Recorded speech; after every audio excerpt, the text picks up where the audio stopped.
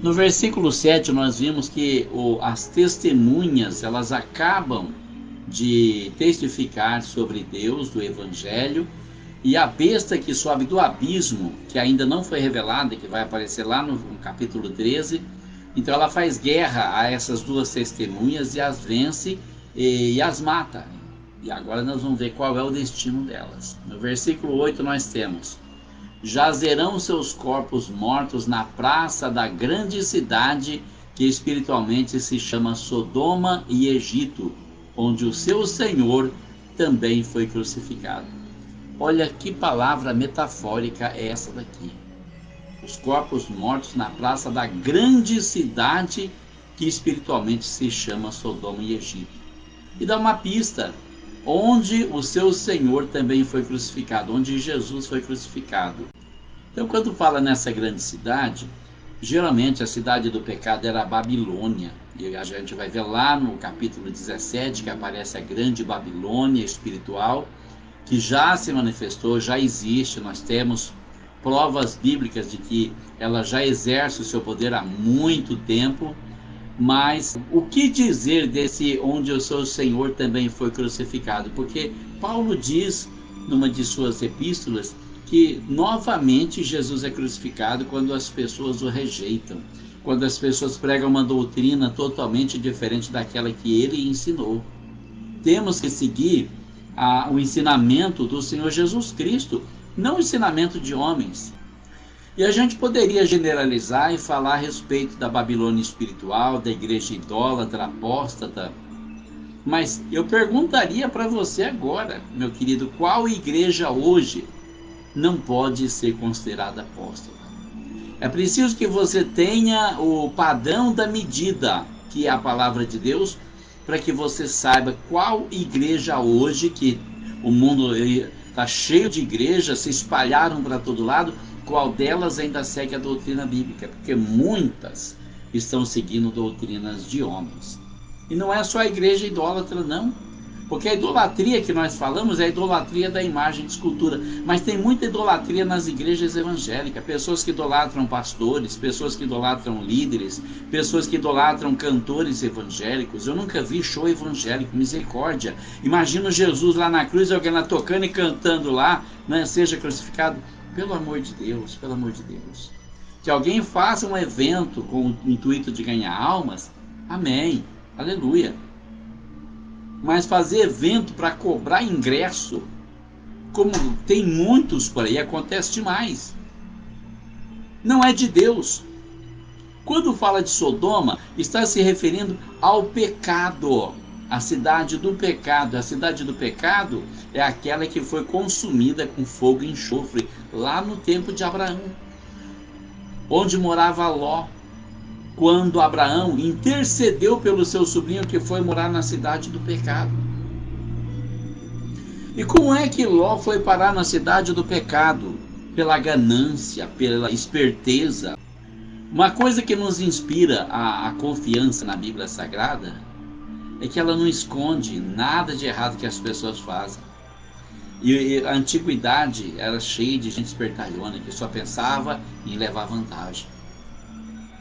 Abraão trouxe Ló lá da terra de Ur. Era filho de seu irmão, ele se encarregou de cuidar dele, mas ele já era adulto, ele poderia cuidar de si mesmo. Mas Abraão, aquela pessoa solícita, aquela pessoa caridosa, sempre pensando mais nos outros do que em si mesmo, e por isso Deus o abençoou, ele trouxe Ló e continuou cuidando de Ló, mas de repente o rebanho deles começou a crescer, de Abraão, de Ló, os pastores deles começaram a brigar por causa de pasto, e Abraão disse: olha, nós vamos acabar nos desentendendo por tolice, então escolhe uma direção para você com o teu povo, eu escolho outra, se você for para cá eu vou para lá, escolhe.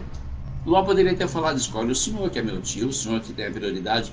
Não, o espertalhão ele olhou para um lado, para outro, viu onde tinha terra mais fértil, grama mais verde, onde tinha água, e falou: eu vou para lá. Foi para o lado de Sodoma e Gomorra. Ele olhou para a parte material, mas ele não olhou para a parte espiritual. Embora Sodoma e Gomorra tivessem campinas verdejantes, o pecado se alastrava ali como um câncer, e ele foi morar na cidade do pecado, que mais cedo ou mais tarde seria destruída. E essa cidade agora, ela é comparada com a praça da grande cidade, onde as duas testemunhas estarão falando do Evangelho. Jerusalém tornou-se uma cidade apóstata, porque Jerusalém recusou o Salvador, recusou Jesus, recusou dar lugar à verdade, preferindo a religião. E hoje muitas pessoas são assim, elas preferem um cargo, elas preferem um título, elas preferem uma posição entre os homens do que dar ouvido à verdade. Tem pessoas que se orgulham de ministério terreno, humano, que o ministério verdadeiro é aquele que o Espírito Santo ministra na alma do homem, sem vínculo nenhum. Se a pessoa é servo do homem, ele não é servo de Deus. E está cheio de servos de homens por aí, se dizendo servos de Deus, mas são apenas servos de homens. Então ele compara a Jerusalém, que se desviou porque eles não queriam perder o cargo deles, não queriam perder a posição que eles tinham, e mataram Jesus. Aí fala do Egito também, a nação que se afastou totalmente de Deus, porque o Egito vem lá do filho de Noé, Cão. Deveria perseverar na doutrina de Noé, mas se afastou completamente, seguiu outro caminho.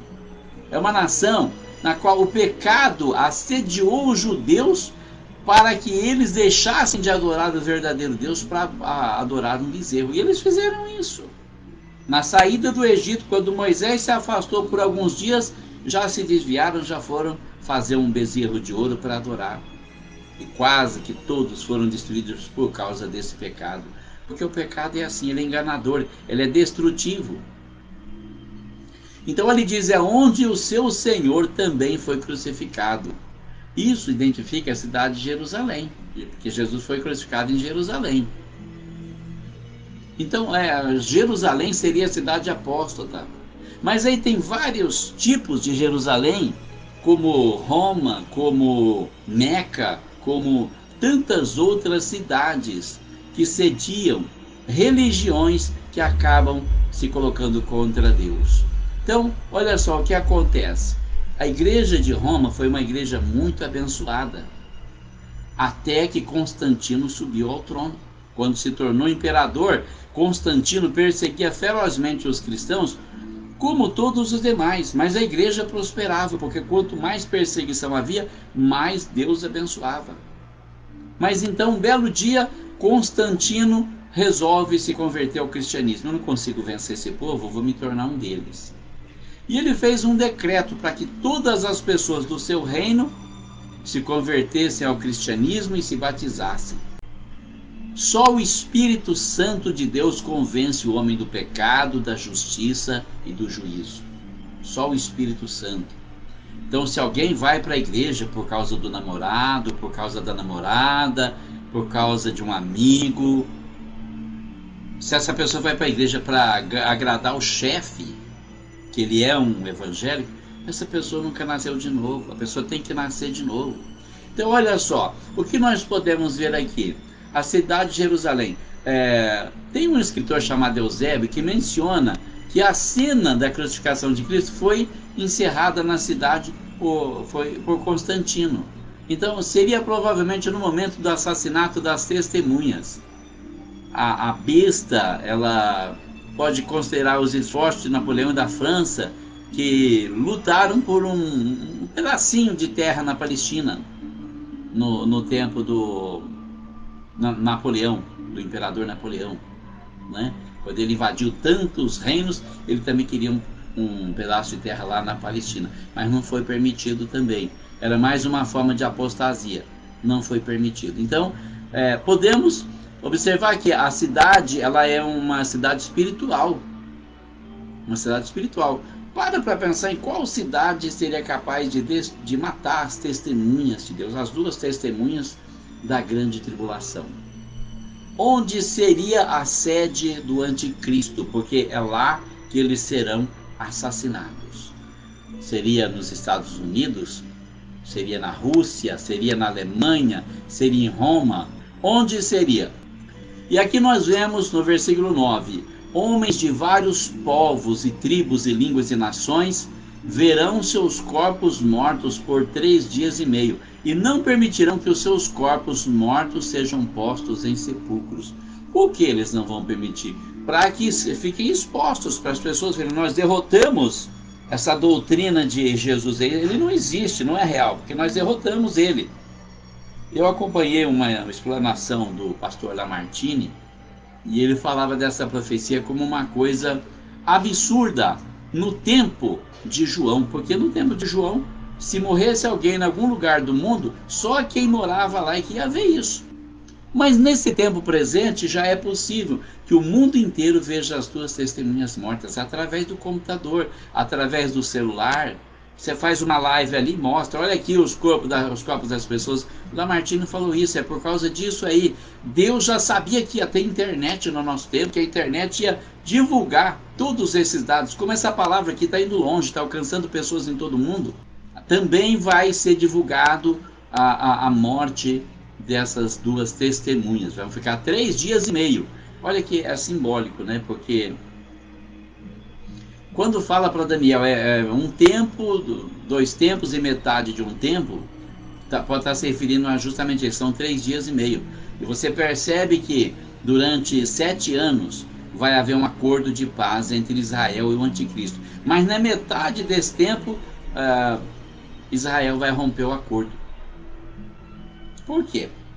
São 3 anos e meio, como esses 3 dias e meio. Lá no livro de Salmos fala que um dia para o Senhor é como 1000 anos e 1000 anos como um dia. Salmo 90 diz isso, que um dia para o Senhor é como 1000 anos e 1000 anos como um dia. Então trata-se de dia, de ano, metafórico, mas a questão é essa. Durante 3 dias e meio eles ficarão expostos na praça da grande cidade. E aqui fala de tribos, né? Tribos eram como estados, estado de São Paulo, estado de Minas. A nação seria o Brasil e as tribos seriam os estados. Então em Israel era a mesma coisa. Naquele tempo não tinha estado, falava-se em tribo, porque estado era a nação toda. E os que habitam na terra se regozijarão sobre eles e se alegrarão e mandarão presentes uns aos outros, porquanto estes 2 profetas tinham atormentado os que habitam sobre a terra. Olha, observe essa palavra aqui. Como que essas 2 testemunhas tinham atormentado os que habitam sobre a terra. Tem gente que é assim, fica alegre, né? Quando vê que a pessoa que está perturbando ela morre, some, sei lá, ai, graças a Deus. Que graças a Deus? E aqui nesse caso eles vão estar perturbando eles, atormentando eles, porque vocês precisam se converter, vocês estão servindo o diabo. Quer saber se isso é real? Vai falar para uma pessoa que vive em apostasia que ela está servindo o diabo, você vê a briga armada na hora. E aqui diz que quando essas testemunhas morrerem, quando toda a terra contemplar os seus corpos mortos, eles se alegrarão sobre eles, vão fazer festa, vão trocar presente uns para os outros, vão bater palma, vão bater nas costas uns dos outros, porque esses 2 profetas atormentaram os que habitam sobre a terra, chamando eles para arrependimento. Olha como é difícil. Hoje nós vemos tanta proliferação de religiões pagãs no nosso meio. Experimenta falar uma palavrinha assim para ver o que acontece. É processo, é perseguição, você está sendo preconceituoso. As pessoas querem servir o diabo em paz. Eu fico admirado às vezes de pessoas muito jovens falando que segue religiões pagãs, assim, fala de boca cheia. Eu falo, meu Deus, será que essa pessoa ao menos teria noção do que ela está fazendo com a alma dela? Porque será que ela pensa que ela vai viver quanto tempo? O que será da vida dela? Mas eu sei disso, que essas pessoas não querem ser incomodadas, não querem ser perturbadas. Não fale da religião delas. Muitas vezes elas até falam de Deus como se fossem da mesma fé que nós somos. Deus te abençoe, vai com Deus. Mas de Deus elas não têm nada, porque vão lá para os seus terreiros fazer despacho, fazer tudo quanto é tipo de coisa que Deus reprova, que a palavra de Deus condena. Temos que orar por eles, porque nós não podemos fazer nada. Não há nada que nós possamos fazer, a não ser levar essa palavra. Orar ao Senhor e pedir unção para levar a palavra. O anticristo, ele vai criar uma religião única no mundo. E essas pessoas, elas vão estar muito felizes, porque acabou quem atormentava elas. Se alegrarão sobre as mortes dos profetas. Além de falar a palavra de reprovação das suas práticas pagãs, essas duas testemunhas tinham o poder de fazer chover fogo sobre a terra, à vista das pessoas. E quando uma pessoa tentava atacar ela, muitos vão tentar atacar, é a religião do anticristo que está dominando, vão tentar atacar, e elas têm esse poder de se defender, porque elas não vão morrer enquanto não se cumprir a revelação do mistério de Deus. E essas pessoas, mais do que as outras, vão se alegrar quando vê o corpo delas estirado no chão. Queria nos matar, mas morreu. Tá vendo? Muita gente pensa assim, né? Muita gente não entende que às vezes Deus permite que aconteça uma coisa ruim na vida do seu servo, porque ele tem um propósito, e porque muitas vezes também ele já desistiu daquela pessoa. Enquanto ele está corrigindo, exortando, edificando, enquanto ele está punindo a pessoa, ele tem esperança de ganhar essa pessoa. Mas quando ele desiste, fala, esse não é mais para mim, ele desiste, a pessoa fica em paz até o momento da morte.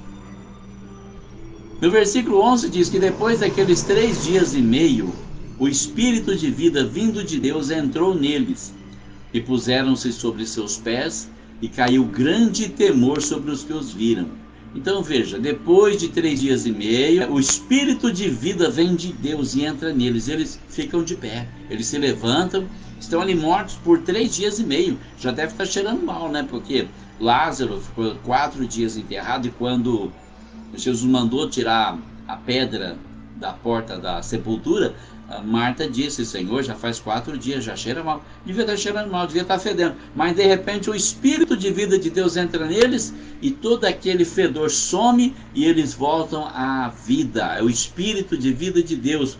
Dá para perceber, dá para lembrar disso aí, daquela passagem de Ezequiel 37, que fala de um vale cheio de ossos secos. Naquela visão ali, Deus mostra como é grande o seu poder. O profeta Ezequiel chega ali, Deus fala, profetiza sobre esses ossos. E o profeta Ezequiel começa a profetizar, e vem a carne sobre os ossos, e vem os nervos sobre a carne, vem a pele, vai revestindo tudo, e de repente eles se levantam, um grande exército.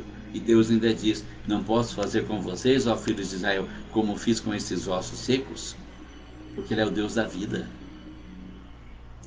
E ouviram uma grande voz do céu que lhes dizia, subi para aqui, subi para cá, em algumas traduções. E subiram ao céu em uma nuvem, e os seus inimigos os viram. Olha, nada que Deus faz é por acaso, é sem um propósito. Eles não estão subindo ao céu apenas para deixar a terra para trás ou para não lutar mais. É um sinal que Deus está mostrando que Deus está com essas pessoas aí. Então, a nuvem pode ser apenas a expressão genérica para que nós estamos familiarizados, como dizemos, as nuvens. Porque, como aconteceu com Jesus, quando ele ressuscitou, ele começa a subir, e a Bíblia diz que veio uma nuvem e ocultou Jesus aos olhos dos discípulos. Eles não viram para onde Jesus foi, sumiu no ar. E pode ser a mesma coisa que acontece aqui, da mesma forma eles são arrebatados para Deus. E seus inimigos as viram. Foi assim, exatamente desse jeito. Ou seja, eles estão vendo que eles mataram os servos de Deus, e que Deus está resgatando os seus servos. Porque todo aquele que é de Deus não ficará na condenação, na confusão. Pode condenar, mas Deus salva. E naquela mesma hora houve um grande terremoto, e caiu a 10ª parte da cidade. No terremoto foram mortos 7.000 homens. E os demais ficaram muito atemorizados e deram glória ao Deus do céu. Então você percebe que esse movimento que Deus faz aí, ele acaba ganhando almas. As pessoas que são sinceras, elas não resistem ao chamado de Deus. E uma visão como essa é uma visão aterradora. Ver eles ressuscitando, subindo para o céu, aí vem aquele grande terremoto, cai a 10ª parte da cidade, 1/10 da cidade cai, e naquele terremoto 7.000 homens morrem, 7.000 pessoas, eu creio, né? E os outros que ficam eles ficam muito assustados e eles dão glória a Deus. Eles começam a reconhecer que é de Deus o poder, que Deus pode salvar e matar, fazer o que Ele quiser. Então, veja só, no sexto selo acontece um grande terremoto, quando o anjo vai tocar a trombeta, não é? Então, o que nós vemos aí? A 10ª parte da cidade caiu, a grande cidade, que espiritualmente se chama Sodoma e Egito. Nota o número de pessoas que morreram, 7.000 homens morreram. Lembra que 7 é o número da perfeição? Lembra que há 7 igrejas na Ásia? Então veja só, as 7 igrejas que recebem as cartas, a revelação do Senhor, cada delas vive um estágio de espiritualidade que corresponde à vida espiritual da igreja na terra, desde a ressurreição do Senhor até o dia do arrebatamento da igreja. Eu creio que nós estamos na igreja de Laodiceia nesse momento, a igreja apóstata. Então veja só, os restantes que ficam, quando vê aquilo, ficam atemorizados, e eles dão glória ao Deus do céu, eles passam a reconhecer que o domínio e o poder é de Deus. E aí João revela que é passado o segundo ai, eis que o terceiro ai cedo virá. Eram 3 ais, 2 já se passaram. Aí no versículo 15 nós vamos encontrar a 7ª trombeta. E o 7º anjo tocou a sua trombeta, e houve no céu grandes vozes que diziam: os reinos do mundo vieram a ser de nosso Senhor e do seu Cristo, e ele reinará para todo sempre. É um brado de vitória essa 7ª trombeta. Quando ela toca, é a última trombeta, faz a gente lembrar aquela revelação de Olav Rod, não sei quantos conhecem, mas se procurar no YouTube você vai achar. A última trombeta, ele confessa que ele estava na cidade de Bergen, na Noruega, e lá ele recebe uma revelação sobre o arrebatamento da igreja, que acontece justamente diante da última trombeta. Os julgamentos mundiais são completados em 6, mas pelo cumprimento de 7, os reinos do mundo se tornam os reinos de nosso Senhor. 6 é o número do mundo entregue ao julgamento, é o número de Satanás. Tanto é que o número da besta é 666, 3 vezes o número 6, repetido, né? 3 vezes. E o 6 é a metade do 12, o número da igreja, pois 3,5 é a metade de 7, o número divino para a plenitude, a completude, a totalidade. O que nós temos aqui?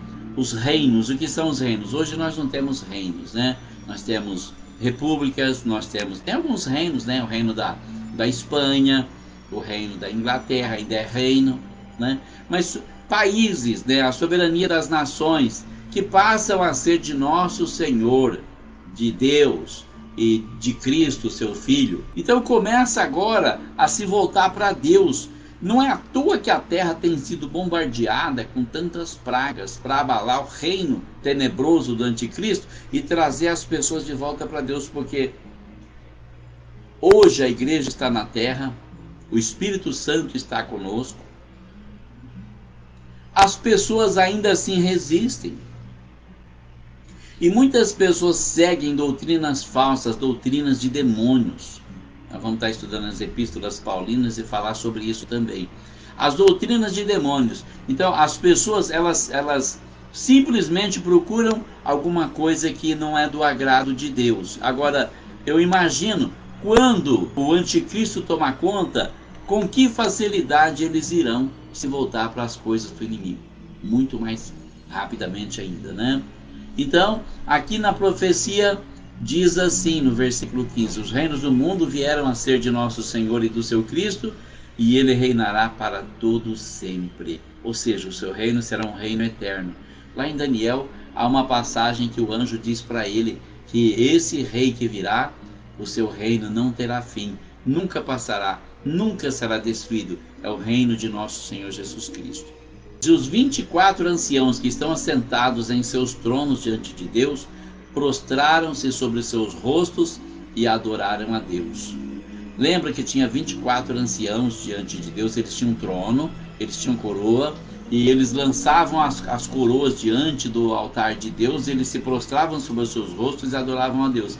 Eles representavam os 12 apóstolos e também os 12 patriarcas das tribos de Israel. E agora aqui eles estão num ato de adoração, se prostrando sobre os seus rostos e adorando a Deus, diante da grande vitória de Deus sobre o reino do anticristo. Dizendo: graças te damos, Senhor Deus Todo-Poderoso, que és e que eras e que hás de vir, que tomaste o teu grande poder e reinaste. Então, isso tudo é devido ao quê? A resposta das nossas orações, porque nós oramos para que o reino de Deus cresça na terra. Nós pregamos para isso, nós estamos aqui ensinando justamente com o intuito de trazer as pessoas para Deus. É bom fortalecer a fé dos irmãos, mas nós queremos alcançar aqueles que não conhecem a Deus. Quantas pessoas estão perdidas nesse mundo sem fazer ideia do que esperam eles? E aí estamos nós, aqui falando do grande poder. Tomaste o teu grande poder e reinaste. Olha, o que seria tomar o grande poder? Fala novamente da glorificação do Senhor Jesus Cristo. Nós cremos que Jesus desceu na terra como homem. Deixou o seu poder, a sua divindade no céu, nas mãos do Pai, e na forma de homem veio morrer em nosso lugar. Viveu como homem, totalmente controlado pelo poder do Espírito Santo. Morreu no nosso lugar, uma morte horrenda. E depois ele ressuscitou no terceiro dia, e durante mais ou menos 40 dias ele ficou ensinando os discípulos e preparando eles para eles ficarem sozinhos. Apareceu para eles saberem com toda certeza que ele havia ressuscitado, que ele ia para o céu e que ele voltaria. Porque às vezes nós precisamos ver milagres, nós precisamos ver sinais. E ele foi para a glória, e quando chegou na glória, ele reassumiu o seu poder. Ele voltou a ser aquele Deus glorioso que ele sempre foi com o Pai e com o Espírito Santo. Então, ele tomou o seu grande poder e ele reina. No tempo da tribulação, ele estará reinando sobre os reinos do mundo também. Estará reinando sobre os reinos do mundo. Então, tomaste o teu grande poder e reinaste. E iraram-se as nações, e veio a tua ira, e o tempo dos mortos, para que sejam julgados, e o tempo de dares o galardão aos profetas teus servos, e aos santos, e aos que temem o teu nome, a pequenos e a grandes, e o tempo de destruíres os que destroem a terra. Que palavra pesada e verdadeira, não é? Porque ele diz aqui, quando Jesus toma o poder para reinar, as nações se iram. E chegam a se irar tanto que matam, perseguem o povo de Deus. A fogueira da Inquisição matou muito cristão. O Coliseu Romano matou muito cristão. As outras religiões que surgiram mataram os cristãos. Não aceitam que se fala em Jesus. O islamismo hoje é o sistema que mais persegue e mata cristão. E aqui diz: iraram-se as nações e veio a tua ira e o tempo dos mortos, para que sejam julgados. Todos os mortos serão julgados por Deus. Quantas pessoas fazem a maldade e depois, para escapar da justiça, se matam? E aí você fala, escapou do castigo. Não, não escapou mesmo. Tem algo muito pior, muito mais aterrador esperando ele depois do julgamento de Deus. Já vai para um lugar de tormento, mas quando sair a sentença dele, ele vai ser muito mais atormentado do que os outros. E os mortos serão julgados. É chegado o tempo de dares o galardão, a recompensa aos profetas teus servos, e aos santos, e aos que temem o teu nome. Então, irmão, olha, não precisa se afligir, por mais que você esteja sofrendo, passando dificuldade, sendo perseguido, não se importe. Deus está vendo. Está tudo na palma da mão de Deus, está tudo no controle de Deus. Nenhuma lágrima será em vão, nenhuma angústia será em vão, porque você tem uma recompensa diante de Deus. Continua servindo o teu Deus, continua dando testemunho, continua fazendo a obra que Deus mandou você fazer, porque para Ele não é pequeno, não é grande. Todos eles, grandes, pequenos, todos eles vão receber a recompensa que merecem. A salvação não é pelo merecimento, mas o galardão, sim, é pelo merecimento.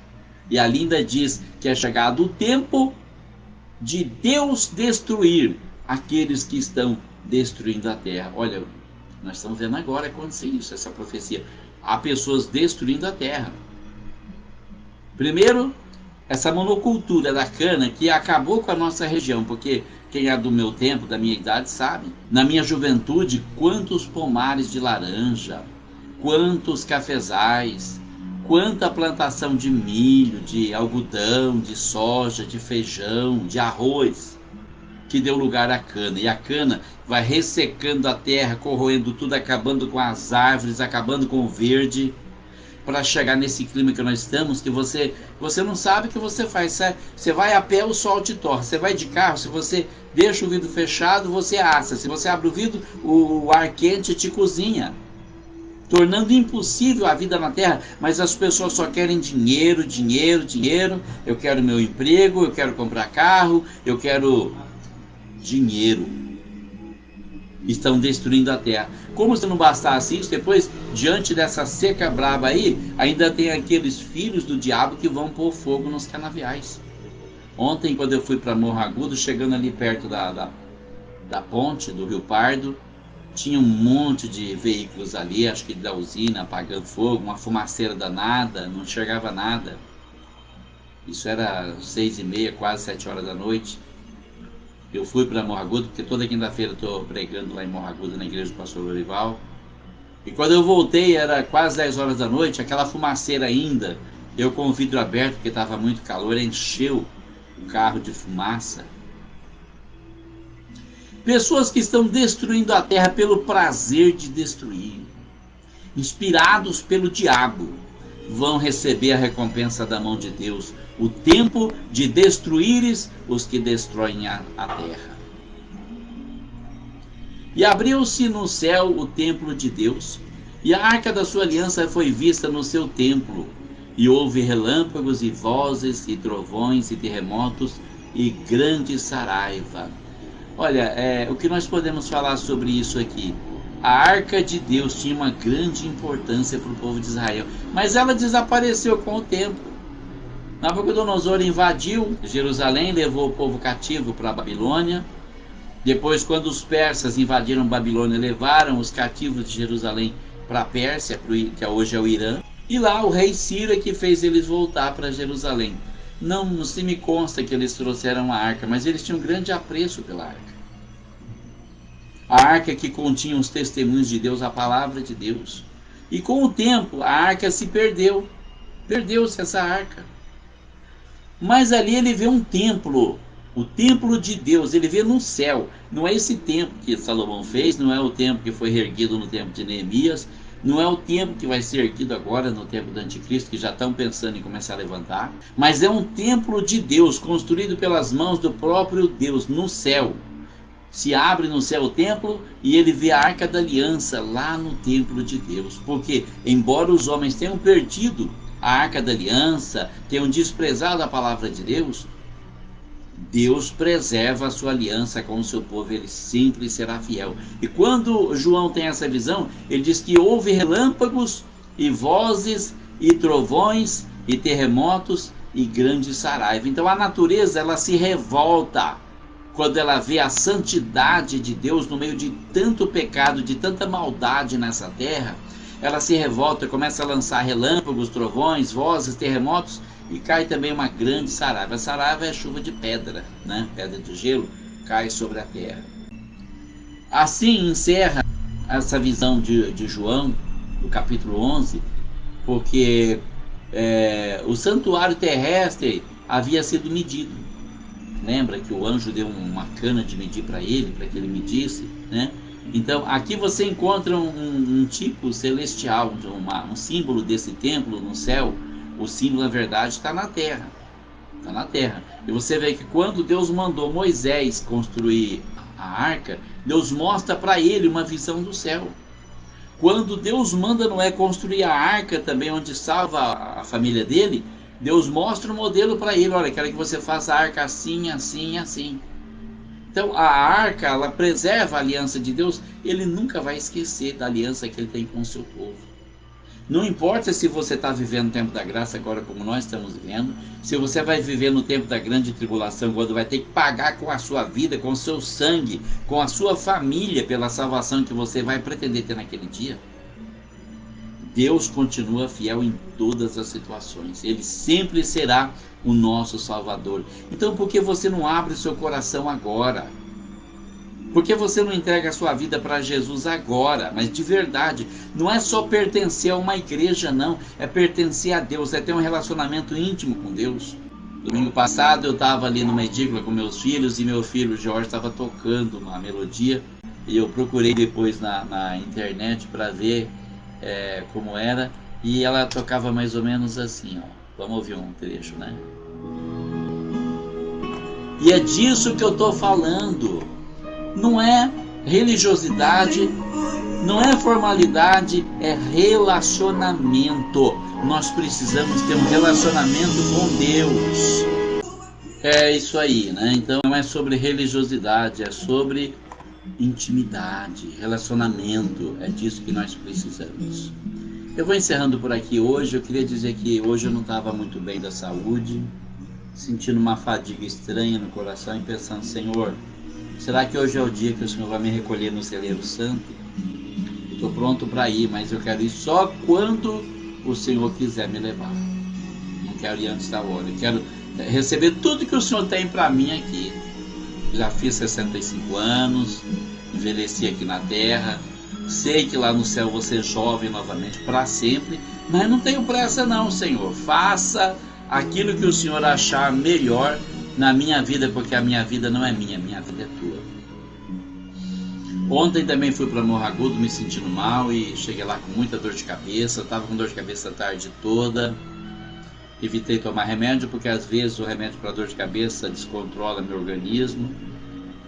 E fui para lá e a hora que eu comecei a pregar ainda estava com dor de cabeça e de repente a dor de cabeça desapareceu. Eu vim embora, não senti mais nada. Porque Jesus é assim, Ele dá toda a assistência que a gente precisa para fazer a obra dele, né? Só posso dar glória a Deus, agradecer por tudo. E vou ficando por aqui, encerrando minhas palavras, pedindo oração para o Brasil, irmãos. Orem pelo Brasil, orem pela nossa nação. Dobre o seu joelho, tira aí, né, meia hora, 10 minutos por dia. Pede a Deus para repreender essa potestade que está tentando destruir a nossa nação. Para Deus derrubar essa potestade que quer nos escravizar. Nós temos liberdade para seguir Jesus, para servir a Deus, mas nós estamos correndo o risco de perder tudo isso.